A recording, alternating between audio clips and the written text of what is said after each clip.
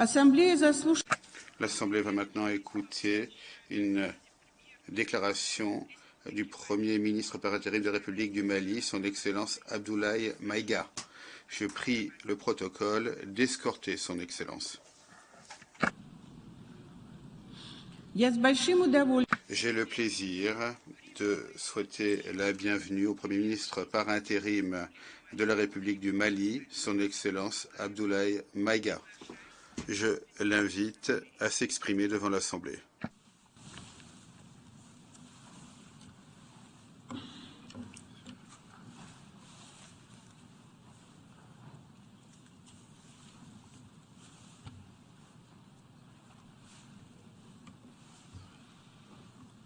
Monsieur le Président de l'Assemblée générale, Mesdames et Messieurs les chefs d'État et de gouvernement, Monsieur le Secrétaire général de l'Organisation des Nations unies, Mesdames et Messieurs, de prime abord, je voudrais m'acquitter de l'agréable devoir de vous adresser les chaleureuses salutations du peuple malien, riche de sa diversité culturelle, religieuse et ethnique, ainsi que celle de son Excellence, le colonel Assimi Goïta, président de la transition, chef de l'État.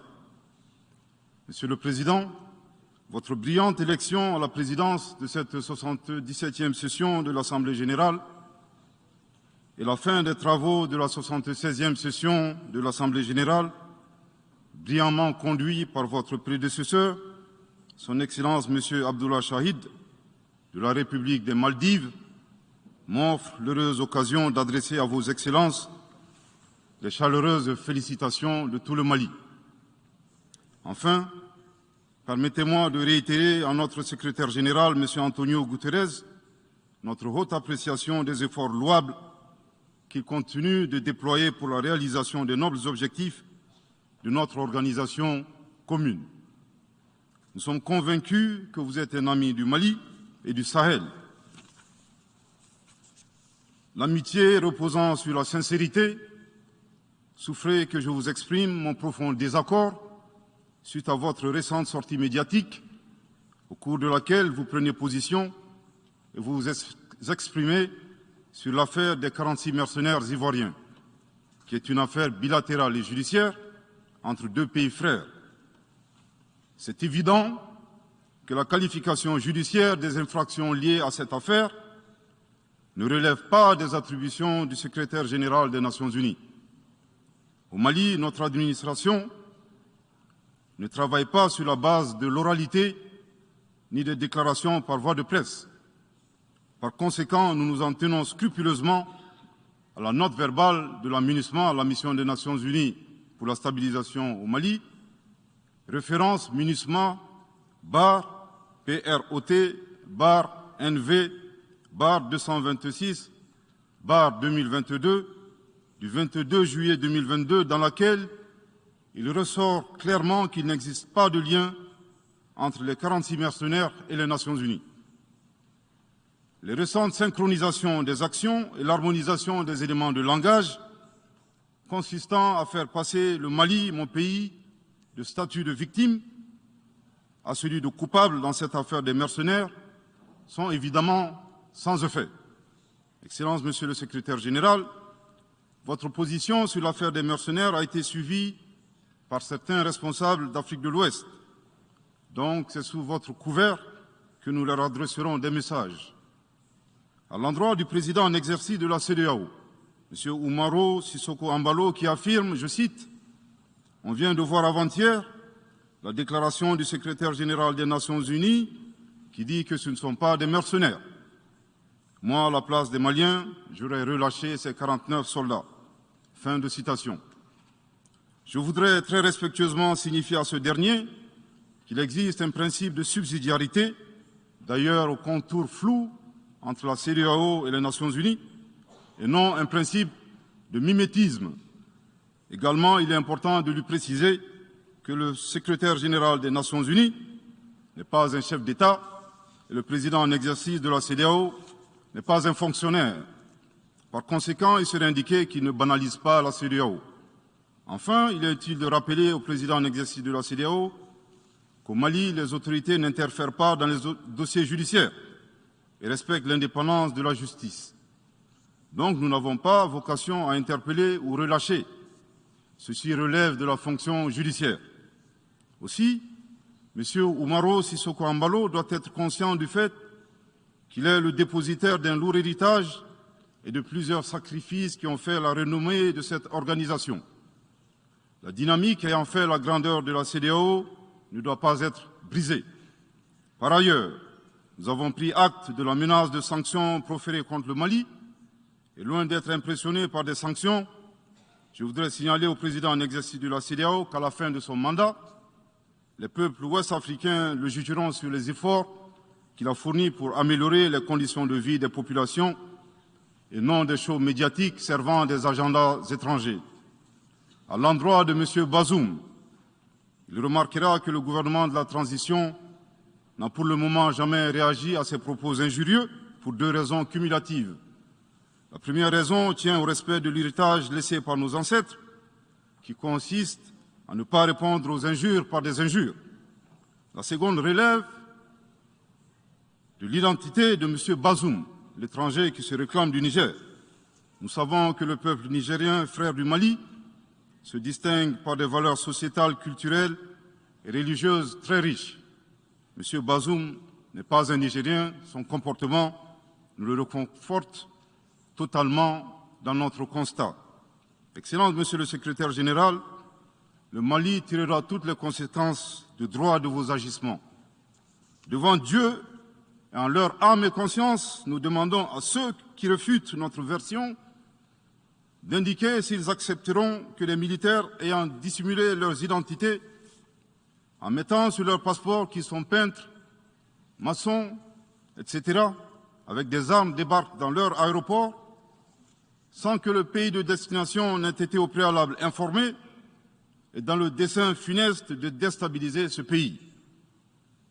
S'ils ne l'acceptent pas en tant qu'État,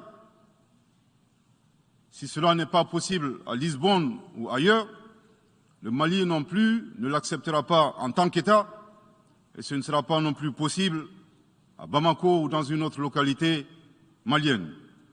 Monsieur le Président, une nouvelle ère des solutions porteuses de changement pour relever des défis interdépendants. Thème de cette 77e session de l'Assemblée générale, suscitera l'espoir de meilleurs jours pour le Mali, à la condition que le bilan sans complaisance de l'ancienne ère soit établi, que les enseignements soient tirés et que les recommandations objectives soient formulées. Une fois cet état franchi, je ne doute pas qu'à travers notre action collective, nous réussirons à pacifier les multiples foyers de tension dans le monde, mais aussi à promouvoir un développement harmonieux et lutter efficacement contre les pandémies, la dégradation de l'environnement et le réchauffement climatique, les inégalités et les politiques de domination et de prédation des ressources. Depuis le mois d'août 2020, le Mali, mon pays, se trouve dans un processus de transition qui prendra fin le 26 mars 2024 par le transfert de pouvoir aux autorités élues.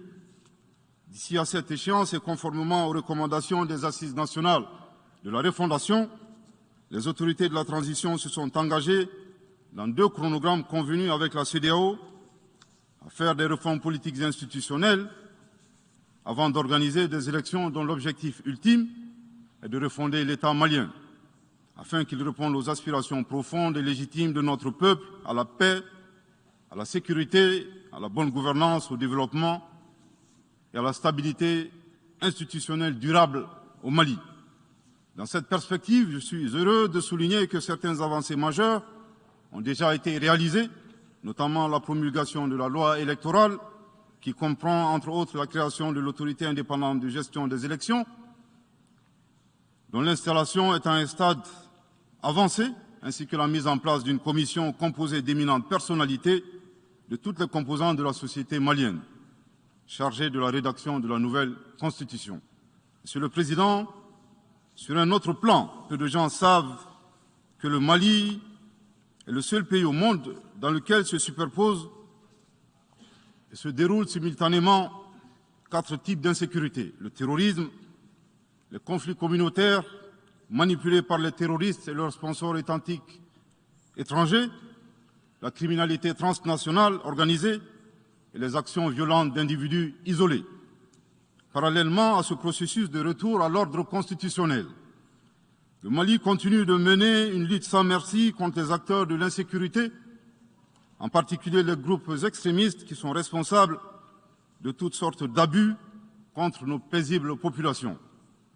En ce qui concerne le Mali, je suis heureux et fier de vous annoncer que les groupes terroristes ont été sérieusement affaiblis et la peur a même changé de camp. Cependant, ces groupes criminels gardent encore et toujours une certaine capacité de nuisance dans leur tentative désespérée de porter atteinte à notre intégrité territoriale et de terroriser nos populations. Les vaillantes forces de défense et de sécurité du Mali restent déterminées à faire face à toutes les menaces d'où qu'elles viennent. Sous l'impulsion de son Excellence le colonel Assimi Goïta, président de la transition, chef de l'État.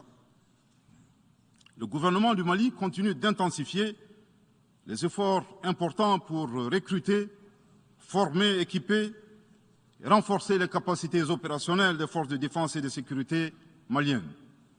Je dois dire ici que les actions offensives menées jusque-là ont permis à nos forces de remporter des victoires décisives contre les forces obscurantistes. Elles ont également permis à l'État de reprendre pied et de réaffirmer son autorité sur une grande partie du territoire national, ainsi que de favoriser le retour de plusieurs milliers de nos compatriotes dans leur localité d'origine. Cependant, nous savons que la solution uniquement militaire ou sécuritaire a ses limites. C'est la raison pour laquelle, en appui à l'action militaire, le gouvernement du Mali s'est doté d'une stratégie globale et intégrée, comprenant des mesures politiques, sociales, de développement, y compris la fourniture des services sociaux de base à nos populations, durement affectées par la crise multiforme que nous traversons depuis janvier 2012, avec comme objectif la restauration de l'autorité de l'État sur l'ensemble du territoire national. Dans cette dynamique, le gouvernement du Mali a approuvé le 24 août dernier la stratégie nationale de stabilisation des régions du centre et son plan d'action 2022-2024. Cette stratégie traduit la volonté des autorités de la transition d'avoir une approche holistique de la stabilisation des régions du centre. Elle vise à faire du centre une zone stable et prospère où les communautés sont réconciliées et vivent en harmonie avec leurs voisins. Parallèlement, la mise en œuvre diligente et intelligente de l'accord pour la paix et la réconciliation au Mali, issu du processus d'Alger, demeure une priorité stratégique des autorités de la transition. En tant qu'instrument pacifique de résolution durable de crise que traverse le Mali dans sa partie nord. Je dois dire que je suis particulièrement heureux des conclusions de la deuxième réunion de niveau décisionnel des parties à l'accord, tenue à Bamako du 1er au 5 août 2022. Cette importante réunion qui a regroupé les parties signataires et la médiation internationale a permis de lever certains obstacles afin de relancer le processus de mise en œuvre de l'accord. Poursuivant cette dynamique positive et progressive du processus de paix, la 6e réunion de haut niveau du comité de suivi de l'accord, CSA, s'est tenue à Bamako il y a à peine quelques semaines, le 2 septembre 2022. Cette session du CSA est un signal fort de la volonté des parties à s'engager dans une nouvelle dynamique en vue de parachever la mise en œuvre de l'accord. Je réaffirme ici notre attachement à ce processus, dont la réussite demeure l'une des conditions sine qua non de la stabilité durable du Mali. C'est le lieu pour moi de saluer une fois de plus le rôle actif de l'Algérie et l'accompagnement de l'équipe de médiation internationale. Je n'oublie pas ici la situation des réfugiés maliens dans les pays voisins, que je salue au passage pour leur hospitalité à l'égard des nôtres. Je n'oublie pas non plus celle de nos compatriotes déplacés internes. Je veux les rassurer que le gouvernement du Mali reste très attentif à leur situation précaire et que tous nos efforts visent à créer les conditions propices à leur retour dans la sécurité et la dignité en vue de leur participation effective à la vie de la nation. Monsieur le Président, dans sa difficile quête pour la paix, la stabilité et le développement durable, le peuple malien reste reconnaissant des efforts et des sacrifices consentis par la MINUSMA, de sa création en juillet 2013 à nos jours, visant à aider le Mali à restaurer son autorité sur l'ensemble de son territoire. C'est pourquoi je tiens à rendre hommage au nom du peuple et du gouvernement malien à la mémoire de toutes les victimes maliennes comme étrangères, civiles comme militaires, tombées sur le champ d'honneur au Mali. Cela dit, il nous faut reconnaître que près de 10 ans après son établissement, les objectifs pour lesquels l'AMINUSMA a été déployé au Mali ne sont pas atteints, et ce, en dépit des nombreuses résolutions du Conseil de sécurité. C'est pourquoi le gouvernement du Mali réitère sa demande, maintes fois exprimée, d'un changement de paradigme, d'une adaptation de l'AMINUSMA à l'environnement dans lequel elle est déployée et d'une meilleure articulation de cette mission avec les autorités maliennes. Dans cette perspective, il est extrêmement important pour l'AMINUSMA de rester une force d'appui au Mali dans sa quête de stabilité. Le gouvernement du Mali dénonce les influences extérieures négatives et les tentatives d'instrumentalisation de certaines entités légalement présentes au Mali pour servir des agendas cachés, y compris à travers l'exploitation de la question des droits de l'homme aux fins de déstabilisation. Monsieur le Président, le monde se souviendra qu'après avoir été abandonné en plein vol le 10 juin 2021 par la France, qui a unilatéralement décidé de retirer la force Barkhane du Mali, mon pays a été ensuite poignardé dans le dos par les autorités françaises. La précision est d'autant plus utile que nous refusons tout amalgame avec le peuple français que nous respectons. Les autorités françaises, profondément anti-françaises, pour avoir régné les valeurs morales universelles et trahi le lourd héritage humaniste des philosophes des Lumières, se sont transformées en une junte au service de l'obscurantisme. Je répète, les autorités françaises, profondément anti-françaises, pour avoir régné les valeurs morales universelles et trahi le lourd héritage humaniste des philosophes des Lumières, se sont transformées en une junte au service de l'obscurantisme. Je répète pour une dernière fois. Les autorités françaises, profondément anti-françaises, pour avoir régné les valeurs morales universelles et trahi le lourd héritage des philosophes des Lumières, se sont transformées en une junte au service de l'obscurantisme. Obscurantisme de la junte française nostalgique de pratiques néocoloniales, condescendantes, paternalistes et revanchardes, qui a commandité et prémédité des sanctions inédites, illégales, illégitimes et inhumaines de la CEDEAO et de l'UEMOA contre le Mali et mon pays. Après plus de 10 ans d'insécurité et en fait des milliers de morts, autant de réfugiés et de déplacés internes, n'est-ce pas un sacrilège de mettre une population malienne victime de l'insécurité dans un pays enclavé sous embargo pendant 7 mois, en procédant à la fermeture des frontières et la saisie des comptes financiers du Mali. Grâce à sa résilience et à la solidarité de pays amis et des peuples africains, le peuple malien a tenu et a déjoué les pronostics de ses adversaires. Obscurantisme de la junte française qui s'est rendue coupable d'instrumentalisation des différences ethniques, en oubliant si vite sa responsabilité dans le génocide contre les Tutsis au Rwanda, coupable également de tenter désespérément de diviser les Maliens, enfants d'une même famille. Enfin, obscurantisme de la junte française qui a violé l'espace aérien malien en y faisant voler des vecteurs aériens tels que des drones, des hélicoptères militaires et des avions de chasse plus d'une 50aine de fois, en apportant des renseignements, des armes et munitions aux groupes terroristes. Afin de se donner une bonne conscience, la junte française accuse le Mali de n'avoir pas été reconnaissant en se gargarisant de la mort regrettable de 59 soldats français au Mali lors de diverses opérations de lutte contre le terrorisme. À cette triste accusation, nous rappelons que dans la majorité des interventions d'officiels maliens et des cérémonies, nous rendons systématiquement un hommage à l'ensemble des victimes de l'insécurité au Mali, sans distinction de nationalité, donc y compris les 59 Français décédés. Aussi, nous les invitons à ne pas s'arrêter à si bon chemin et de remonter le temps, en passant par leur intervention en Libye, décriée par toute l'Afrique, sans oublier la participation forcée des milliers d'Africains à la Première et la Seconde Guerre mondiale, sans oublier la traite négrière qui explique le sort économique de beaucoup de pays. Combien d'Africains sont-ils morts pour la France et le monde libre dans lequel nous vivons?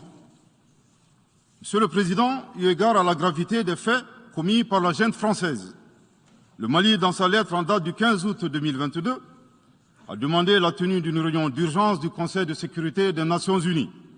Cette réunion a pour objet de permettre au Mali de présenter les éléments de preuve en sa possession, démontrant que l'armée française a agressé en de maintes reprises mon pays, en violant de manière répétitive et fréquente l'espace aérien malien, sans autorisation des autorités maliennes, et parfois en falsifiant des documents de vol.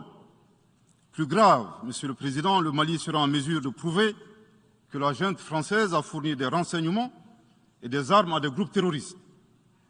Le gouvernement du Mali s'interroge sur les raisons qui poussent cet État membre du Conseil de sécurité, de surcroît assurant la présidence de cet organe, à faire obstacle au débat en vue de la manifestation de la vérité. Le monde doit être édifié sur les faits graves qui se sont déroulés au Mali et qui sont à la base de l'aggravation de l'insécurité et de la déstabilisation du Mali et du Sahel. Par la saisine du Conseil de sécurité, le gouvernement du Mali entend mettre cet important organe chargé à titre principal du maintien de la paix et de la sécurité internationale face à ses responsabilités et dénoncer les agissements de la junte française contre mon pays. Ces actes hostiles sont incompatibles avec la Charte des Nations Unies et son statut de membre permanent.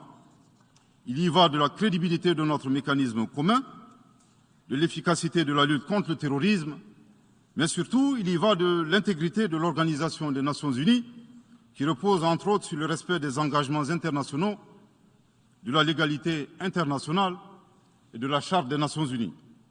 Monsieur le Président, il semble opportun pour le Mali de demander votre implication personnelle auprès du Conseil de sécurité des Nations Unies afin que notre demande aboutisse pour que cesse la duplicité et la guerre par procuration imposée à mon pays.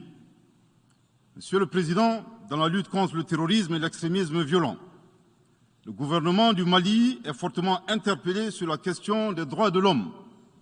Je tiens à souligner que les droits de l'homme constituent avant tout des valeurs qu'incarne chaque Malien. Aussi, le gouvernement du Mali reste déterminé à les respecter et à les faire respecter, conformément à sa politique de tolérance zéro contre l'impunité. Et cela par fidélité à nos valeurs ancestrales inscrites dans la charte de Kouroukanfouga, proclamée en 1236 par l'empereur du Mali, Soundiata Keïta. Le Mali, berceau de grandes civilisations, héritier de grands empires, terre de brassage, d'hospitalité et de tolérance, fait de la promotion et de la défense des droits de l'homme une priorité nationale. C'est pourquoi je réaffirme avec force que les opérations militaires des forces de défense et de sécurité du Mali sont conduites dans le strict respect des droits de l'homme et du droit international humanitaire. Cependant, comme je viens de le souligner, le gouvernement du Mali s'oppose avec véhémence à l'instrumentalisation de la question des droits de l'homme à des fins politiques, de positionnement, voire de chantage ou d'intimidation. De même, nous regrettons la sélectivité observée entre les droits des populations dont des villages entiers sont massacrés et rasés, qui ne suscitent presque pas d'indignation particulière, et la manipulation communicationnelle faisant passer des terroristes neutralisés sur le champ de bataille pour des civils innocents. Monsieur le Président, pour terminer, je dirais que le peuple malien a décidé de prendre son destin en main. Il soutient pleinement le gouvernement dans la refondation du Mali, ainsi que le retour à un ordre constitutionnel apaisé et sécurisé en mars 2024, à l'issue d'élections libres, transparentes et crédibles. La réalisation de ces vastes chantiers exige du gouvernement de poursuivre et d'intensifier les efforts en vue de l'amélioration continue de la situation sécuritaire dans le pays et de la protection des personnes et de leurs biens. À cet égard, je me réjouis de la tenue à Lomé, le 6 septembre dernier, de la 3e réunion du groupe de suivi et de soutien à la transition. Les conclusions de cette importante rencontre, notamment la reconnaissance des progrès réalisés par la transition et les appels lancés en faveur de la mobilisation de tous les partenaires du Mali pour consolider leur appui politique, économique, technique et financier à la République du Mali, ainsi que pour soutenir les efforts des autorités de la transition du Mali en vue d'un retour harmonieux à l'ordre constitutionnel. Je voudrais rappeler que la transition au Mali résulte de plusieurs années de dysfonctionnement de notre jeune démocratie qui a engrangé quelques résultats positifs. Malheureusement, à l'heure du bilan, les passifs sont plus importants que les actifs, d'où la survenance de la transition. Je saisis cette opportunité qui m'est offerte pour remercier chaleureusement notre respecté aîné, son Excellence le Président Alassane Dramane Ouattara, pour les sages et éclairés conseils qu'il nous a prodigués dans son allocution mémorable à cette 77e session de l'Assemblée générale des Nations unies. Je voudrais le rassurer que les autorités de la transition malienne n'ont d'autres objectifs que de faire des réformes politiques et institutionnelles avant d'organiser des élections, tout en luttant obstinément contre le terrorisme. Ces réformes permettront d'améliorer la gouvernance et toutes les dispositions seront prises pour que la démocratie malienne soit la plus enviée au monde. Dans ce chantier, nous prêterons une attention particulière au 3e mandat, qui ne sera pas possible. Le troisième mandat pour un public moins averti consiste pour un président de la République d'effectuer une manœuvre en 4 temps, en vue de conserver le pouvoir pour lui seul et son clan. Premier temps, presque en fin de second mandat, donc en principe non rééligible, il s'agit pour le président de la République sortant de déclencher une révision constitutionnelle de manière non consensuelle. Deuxième temps, au cours de cette révision constitutionnelle, le président de la République sortant modifiera quelques dispositions constitutionnelles. Troisième temps, une fois la nouvelle constitution adoptée, sur fond de crise politique naturellement, le président sortant devient candidat en violation de la limitation du nombre de mandats à 2. Sa candidature est alors justifiée par l'adoption de la nouvelle constitution et le prétexte est tout trouvé. La limitation du nombre de mandats à 2 concernait l'ancienne constitution. Par conséquent, il est candidat au regard de la nouvelle constitution adoptée. Quatrième temps, une farce électorale est organisée. Forcément, il remporte les élections et s'ensuit une chasse impitoyable aux opposants politiques, dont certains sont arrêtés, d'autres s'exilent et d'autres assassinés. Les allégeances sont obtenues grâce au pouvoir de l'argent, le clientélisme et les intimidations. Dans un langage plus simplifié et en référence à une métaphore footballistique, le 3e mandat est une magie. C'est l'art de se dribbler soi-même tout en gardant le ballon.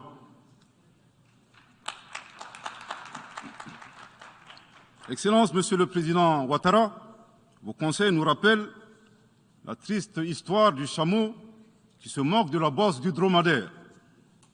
Malgré les efforts tangibles de la transition malienne, dans la mise en œuvre des chronogrammes des réformes politiques et institutionnelles et celui des élections, salués par la communauté internationale, Madame la ministre des Affaires étrangères de la junte française, à qui le Mali n'a pourtant rien demandé, a estimé qu'il n'y avait pas eu de progrès, oubliant que nul ne peut aimer le Mali plus que les Maliens eux-mêmes. Sa position singulière et son adversité ne nous surprennent guère. Victor Hugo, dans Claude Gueux, a classé le genre humain en 2 catégories, en indiquant, je cite, qu'il y a des hommes qui sont fers et des hommes qui sont aimants. Fin de citation. Madame le ministre, dont il s'agit malheureusement, n'est ni fer, ni aimant, elle est hideusement sui generis. Devant l'incertitude et les situations étrangères, le peuple malien adopte une attitude prudente. C'est ce que l'écrivain et le sage Amadou Hampâté-Bâ met en relief en conseillant dans l'étrange destin de Wangrin que, je cite, « Si observer est une qualité, Savoir se taire préserve de la calamité. Fin de citation. Madame le ministre de la Junte française, le Mali vous conseille de vous contenter d'observer sa situation.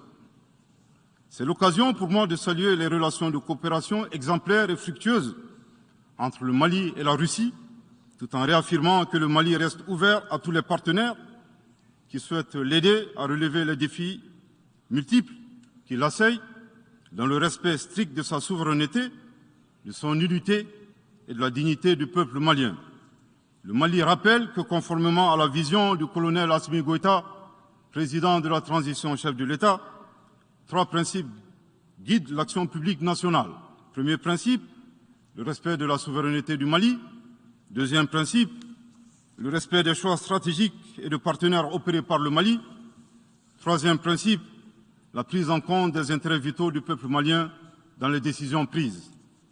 En application de ces principes, le Mali reste disposé à poursuivre et à renforcer ses relations de bon voisinage avec l'ensemble des pays qui l'entourent. De même, le Mali, fidèle à son engagement panafricain, continuera à œuvrer au sein des organisations sous-régionales et régionales pour la réalisation de l'intégration africaine. Également, l'atteinte des objectifs de la transition requiert l'accompagnement de l'ensemble des partenaires du Mali, y compris les Nations unies. J'en appelle donc aux amis du Mali à rester mobilisés aux côtés du gouvernement en vue de l'aider à relever ensemble ces défis importants. Pour la grande majorité des États du monde, convaincus par le respect mutuel et le partenariat gagnant-gagnant, je leur garantis que les portes du Mali leur sont grandement ouvertes et les Maliens les accueilleront les bras ouverts. Pour la minorité qui serait tentée de ne pas respecter ces principes, nous leur promettons qu'ils feront face à des millions de Assimi Goïta, soucieux de défendre leur honneur, leur dignité et leurs intérêts vitaux. Je terminerai en donnant 2 conseils aux nostalgiques de la domination.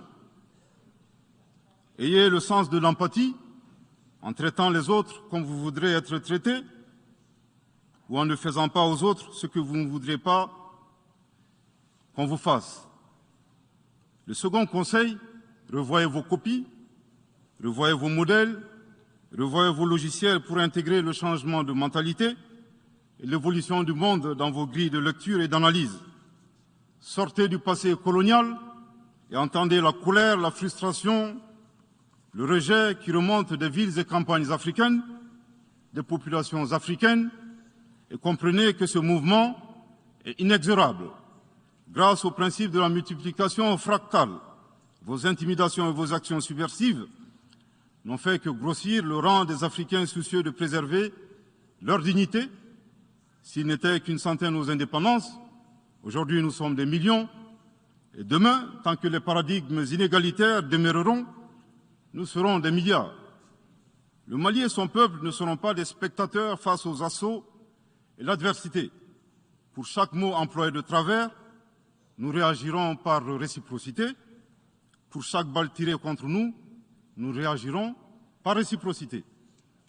C'est à ce prix qu'une nouvelle ère sera une réalité avec des solutions porteuses de changement pour relever des défis interdépendants, avec des États interdépendants et en valorisant l'homme sans distinction aucune, notamment de race, de couleur, de sexe, de langue, de religion, d'opinion politique ou de toute autre opinion, d'origine nationale ou sociale, de propriété, de naissance ou de toute autre situation telle que stipulée à l'article 2 de la Déclaration universelle des droits de l'homme.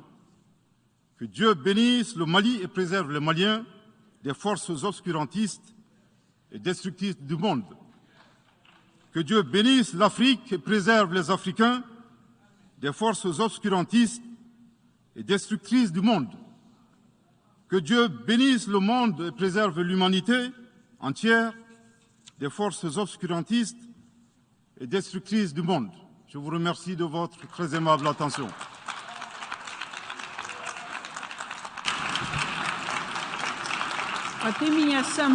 Au nom de l'Assemblée générale, permettez-moi de remercier le Premier ministre par intérim de l'Excellence du Mali pour la déclaration qu'il vient de faire. Je prie le protocole d'escorter son Excellence.